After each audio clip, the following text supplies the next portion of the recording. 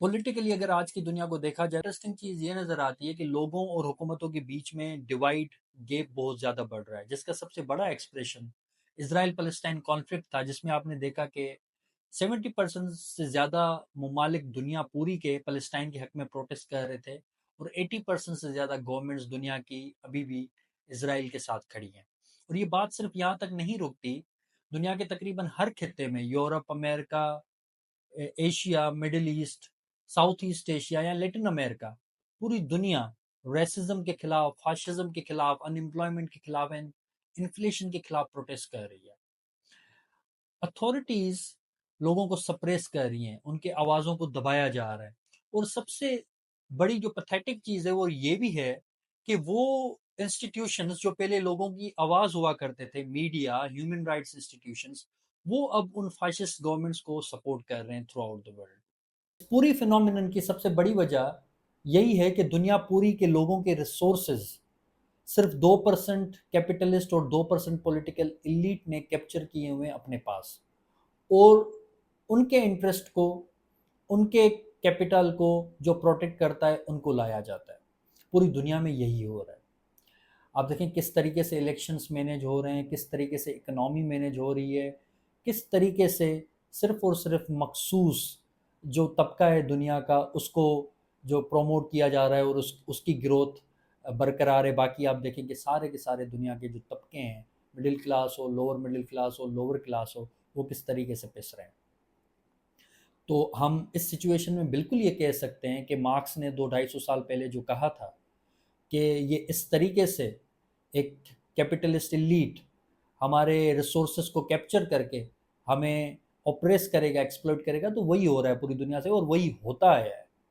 اس پورے modern time سے۔ اور اب پرابلم کیا ہے کہ جب گلوبلائزیشن اور ڈیموکریسی کا نعرہ دنیا کے اندر لگا تو ان کے پرومسز یہی تھے کہ ڈیموکریسی میں لوگوں کو سنا جائے گا، لوگوں کی مرضی کی حکومتیں آئیں گی، اور لوگ جو ڈیسیجنز کریں گے وہ ڈیسیجنز پارلیمنٹس کے تھرو امپلیمنٹ کیے جائیں گے پوری دنیا کے اندر۔ لیکن ایسا نہیں ہوا، اور گلوبلائزیشن کا سب سے بڑا پرومس کیا تھا کہ جو ماسز ڈاؤن ٹروڈن ہیں ان کو مین اسٹریم کیا جائے گا، ان کو اوپر لایا جائے گا، ٹریڈ کو فروغ دیا جائے گا، لوگوں کی موومنٹس کو انکریج کیا جائے گا۔ لیکن آپ دیکھتے ہیں کہ یہ سارے پرومسز صرف اور صرف ایک سیگمنٹ کے، دنیا کا ایک سیگمنٹ جو کہ بہت چھوٹا سیگمنٹ ہے، ان کی ایجنڈا سرو کر رہے ہیں کہ کس طریقے سے ڈیموکریٹک وائسز کو دبایا جا رہا ہے، لوگوں کے پسندیدہ حکومتوں کو نہیں لایا جا رہا، ان کے لیڈرز کو نہیں لایا جا رہا، اور صرف الیکشنز کو مینیپولیٹ کر کے ان لوگوں کو لایا جا رہا ہے جو کہ ان کے مقصد کے، ان کے کام کے لوگ ہیں۔ تو کہیں بھی ہم یہ نہیں کہہ سکتے کہ دنیا کے اندر عوامی حکومت ہے۔ کہ کینیسین ماڈل سے جو گلوبلائزیشن شروع ہوئی سیکنڈ ورلڈ وار کے بعد، برٹن ووڈ انسٹیٹیوٹس بنائے گئے، IMF، ورلڈ بینک، ان انسٹیٹیوٹس نے کس طریقے سے لوگوں کو اکنامیکلی ایکسپلائٹ کیا۔ بہت بڑے اگزامپلس ہمارے پاس دنیا میں موجود ہیں، لیٹن امریکن کنٹریز موجود ہیں جن کو IMF نے تباہ کر دیا۔ Sri Lanka is one of the examples, اور اس کے علاوہ Philippines is one of the examples, اور بھی بہت سے ایسے ایگزامپلس ہیں دنیا کے اندر جن میں آپ دیکھیں گے کہ IMF نے کس طریقے سے وہاں پہ اپنی پیتھیٹک گیم کھیلی، اور at the end of the day فائدہ کن کو ہوا؟ فائدہ دنیا کے انہی لوگوں کو ہوا جو آج وہ 2% ایلیٹ ہمارے سارے ریسورسز کیپچر کیے ہوئے ہیں۔ تو سارا کا سارا یہ جو ماڈل ہے گلوبلائزیشن کا، ڈیموکریسی کا، یہ دنیا میں سسٹین نہیں کر سکا، اور یہ اپنے ایک